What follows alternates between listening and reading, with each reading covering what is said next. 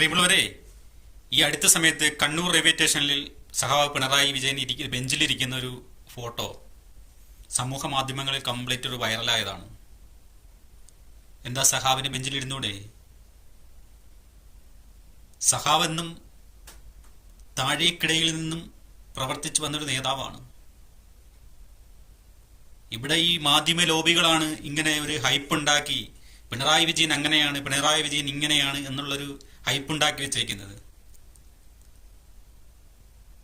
ഈ 82-ാം വയസ്സിലും പിണറായി വിജയൻ ഒരു പ്രതിപക്ഷ നേതാവ് എന്ന സ്ഥാനം ഏറ്റെടുക്കാൻ കാണിച്ച കരുത്ത് അദ്ദേഹത്തിന് സമ്മതിക്കണ്ടേ?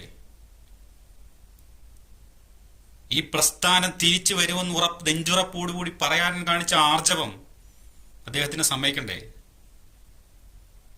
അതാണ് പിണറായി വിജയൻ. എന്തുണ്ടെങ്കിലും തെറ്റ് മാത്രം കണ്ടെത്തുന്ന ചില മാധ്യമ ലോബികൾ അദ്ദേഹത്തിനെ വിടാതെ പിന്തുടർന്ന് പുള്ളിയുടെ ഇമേജ് തകർക്കുന്ന രീതിയിൽ ന്യൂസുകൾ പടച്ചുണ്ടാക്കി തകർക്കാമെന്ന് ഒരു മനുഷ്യനും കരുതണ്ട കേട്ടോ. സഖാവെന്ന് പറഞ്ഞാൽ സാധാരണക്കാരൻ്റെ നെഞ്ചിലേറിയ നേതാവാണ്. അത് പെട്ടെന്നൊന്നും തേച്ച് മാച്ച് കളഞ്ഞാൽ പോകത്തില്ല. ഇടതുപക്ഷം എന്ന പ്രസ്ഥാനം പൂർവാധികം കരുത്തോടുകൂടി കേരളത്തിൽ തിരിച്ചു വരിക തന്നെ ചെയ്യും.